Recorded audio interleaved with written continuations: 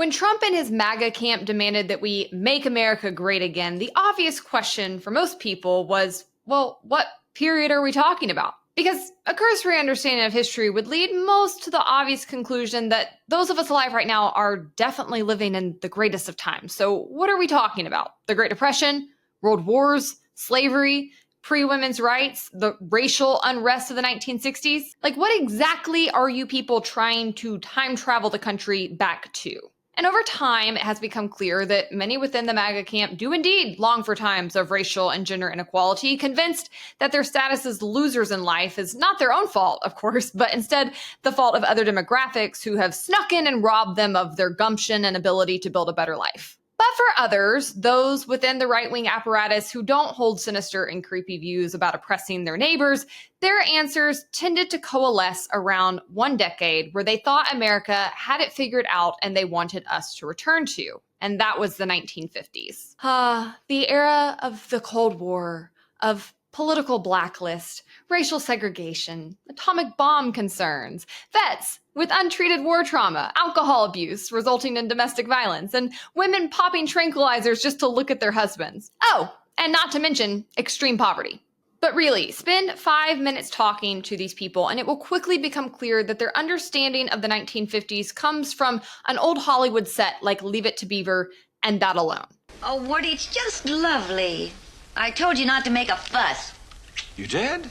Must have slipped my mind. I don't know if these people just don't have grandparents like I did, if they went to public school and that public school never actually taught them any history. Like, I am genuinely confused by many of these people's perceptions of what the 1950s were, particularly because a lot of the MAGA camp is made up of boomers, old people, people who are like one generation away from the 1950s, whose parents actually lived through it. And I know that a lot has gone wrong with boomers and that people really do blame their parents for what has happened with that generation. I know boomers' parents didn't really like talk to them and love on them, probably because of all of the issues going on I just mentioned in the 1950s, but they are completely delusional about what that decade, what that period of time actually looked like for the majority of people. And instead, they just have these like old magazine ads that they'll point to. Ads out of like a Sears Roebuck catalog or out of a Coca-Cola ad portraying what the American family looked like at that point in time. And they believe in that advertising wholeheartedly. It just really makes you wonder, like, do these people watch a Burger King commercial right now and think that the food in it is real? If you don't trust advertising today, why do you trust the advertising of the past? It was selling you a glamorized version, an ideal, something to strive for. And yet now a whole bunch of people look at those old advertising and promotional materials and genuinely believe that that is what life looked like for the vast majority of Americans during that decade. And they think that that was a better period in time and they want to drag us back into it. And now it seems like they're about to get their wish of a 1950s styled economy, at least. And my bet is that they're not going to like it.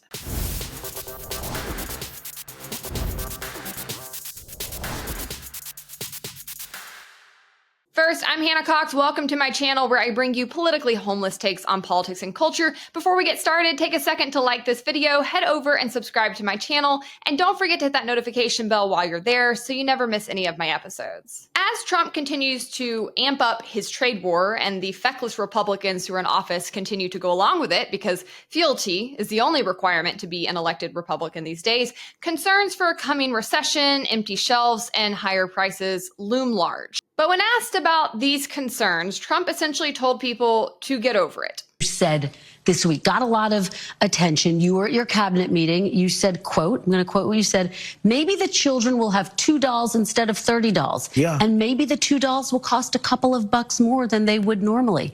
Are you saying that your tariffs will cause some prices to go up? No, I think the tariffs are going to be great for us because it's going to make us rich. But you said some dolls are going to cost more. Isn't that an acknowledgement that some prices will go up? I don't think a beautiful baby girl that's 11 years old needs to have 30 dolls. I think they can have 3 dolls or 4 dolls.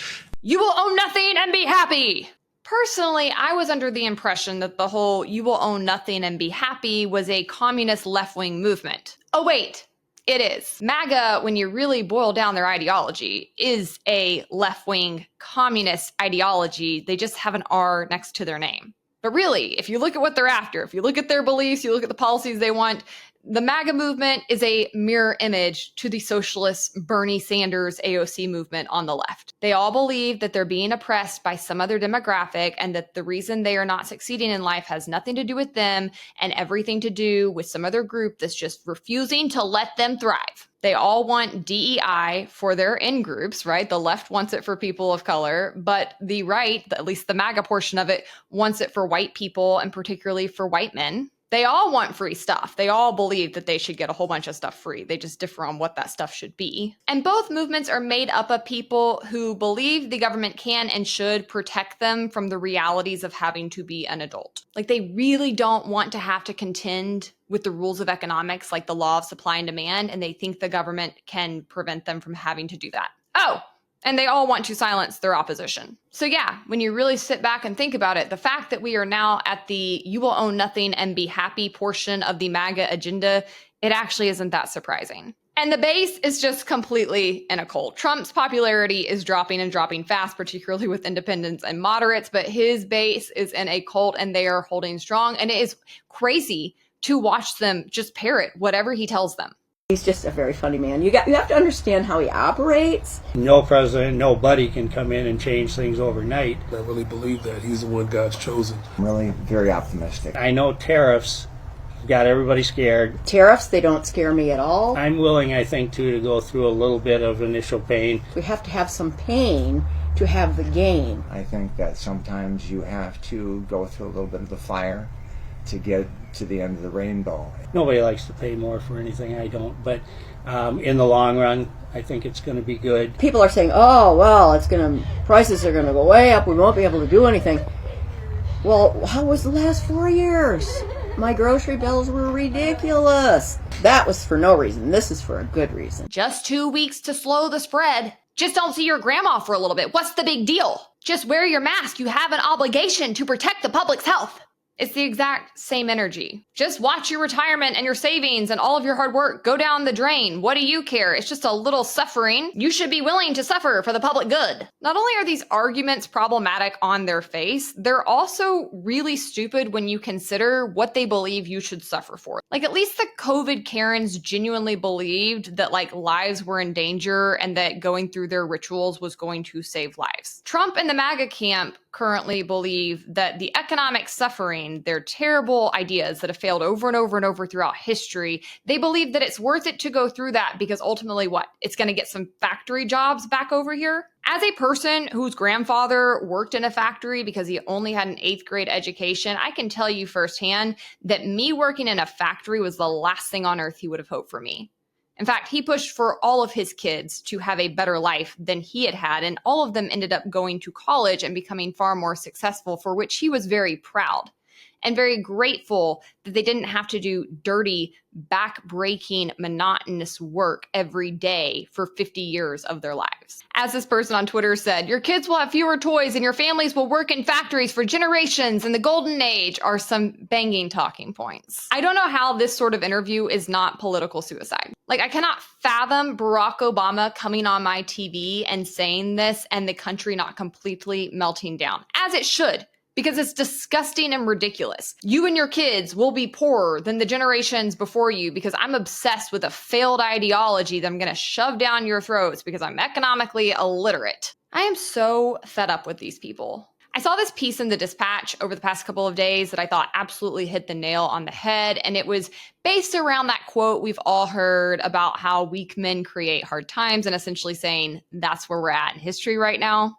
And in the piece, the author included a quote from Francis Fukuyama, who's a political scientist, and he said decades ago, experience suggests that if men cannot struggle on behalf of a just cause because that just cause was victorious in an earlier generation, then they will struggle against the just cause itself. They will struggle for the sake of struggle. They will struggle, in other words, out of a certain boredom, for they cannot imagine living in a world without struggle. And if the greater part of the world in which they live is characterized by peaceful and prosperous liberal democracy, then they will struggle against that peace and prosperity and against democracy. Under that, the author of the piece in the Dispatch said Americans live in the most powerful and most prosperous country during the most prosperous age in human history, and weak men are furious because of their own inability to maintain the top status in this blessed nation. If good times create weak men, they are the weak men, unable to live with success, struggling purely for the sake of struggle.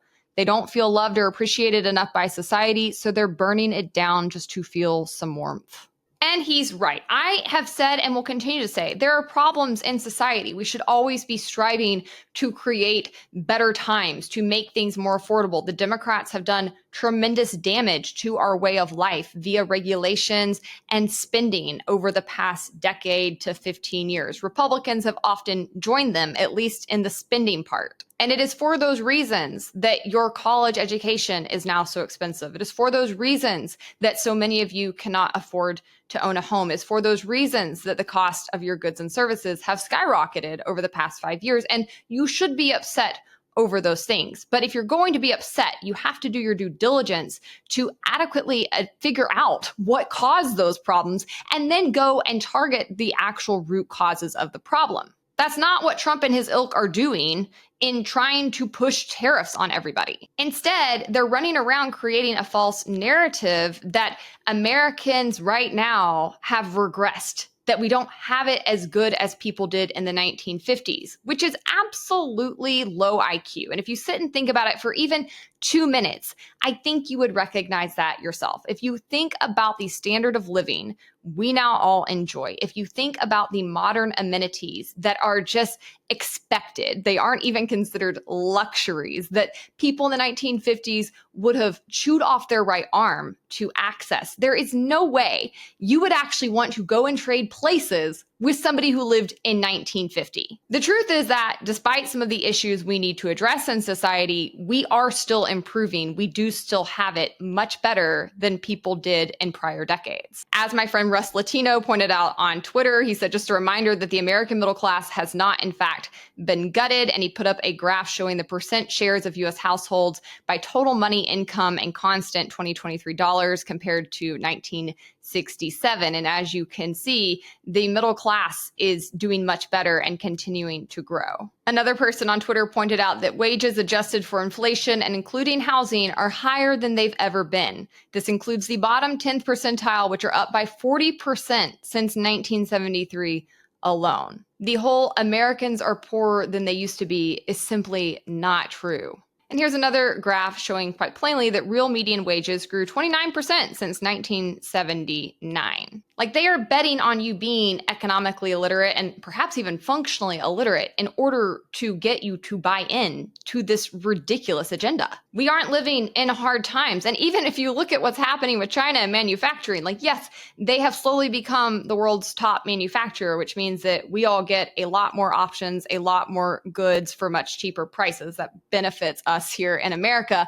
But even with that aside, America is still the number 2 manufacturer in the world, right behind them. You recognize that, right? But no, these weak men and weak women, I'm using men in the old school way of referring to all people as men, sexist, I know. These weak men are operating under the delusion that they are living in hard times. And because they are foolish and because they are lazy and they actually lack gumption to go and take advantage of everything at their fingertips, they're in the process of creating hard times for the rest of us. Like, you've literally got asshats like this running around convinced that suburbia is oppression. I've seen this graph going around online all week. And they said, what about this is appealing? This is so bleak. This is depressing. Look at this. What is depressing about this? People having the ability to own their own plot of land in a well-kept suburb with trees, and most of them have their own pools. You are not being oppressed. This is living like only kings could have imagined, and not even them 100 years ago. It is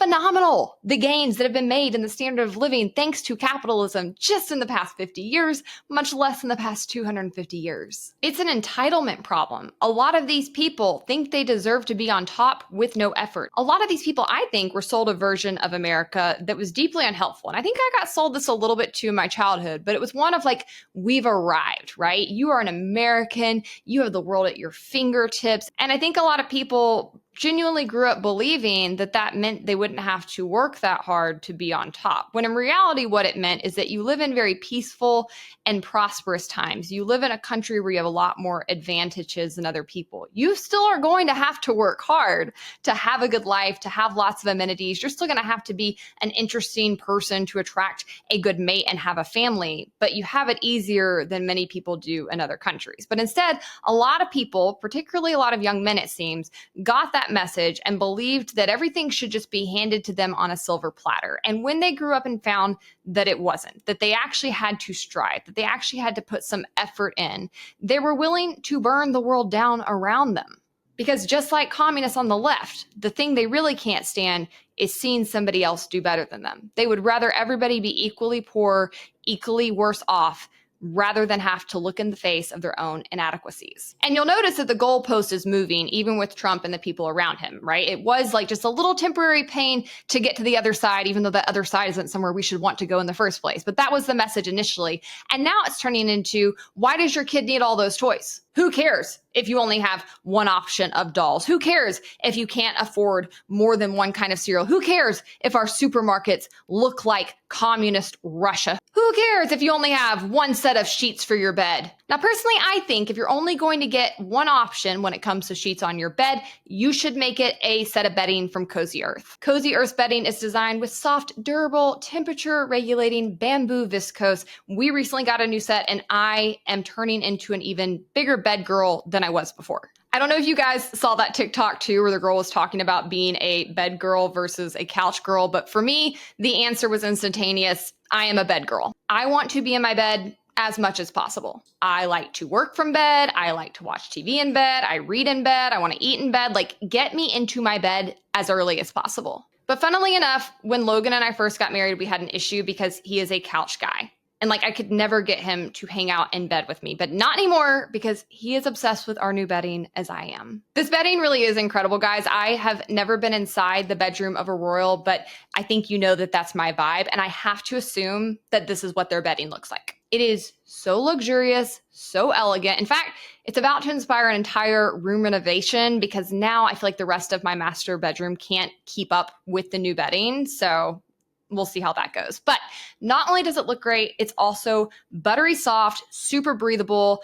I actually think it would be impossible to get gross peasant things like night sweats in these sheets. It feels like you're slipping into a cool pond. In fact, it's so light and airy that even Phoenix can now lay on the bed with us without getting hot. As longtime listeners know, I really do struggle with my insomnia, but lately I have been sleeping through the night. You heard me, sleeping all the way through the night. So not only does the bedding feel amazing, I feel better throughout the day having slept in it. Obviously, I cannot recommend this Cozy Earth set enough, and they have been so generous as to offer my listeners a, get ready for this, 40% discount off their entire website with the discount code Hannah Cox. So I ran the numbers for you with my girl math calculator, and that means this stuff is basically free, you guys. That's a great deal. If you want to be bedding twins with me, I got the California King Bamboo Bedding Core Bundle, which came with sheets, pillowcases, and a duvet in the color driftwood. I'm obsessed with it, but now I like it so much, I've actually already got my eye on the peony color too. They also have things like pajamas, bath towels, and clothing for men, women, and kids. And I also noticed a helpful little Mother's Day section too, which I'm definitely going to take advantage of since I just remembered on Thursday that Sunday is Mother's Day. So head on over to CozyEarth.com right now. Take advantage of this deal with the promo code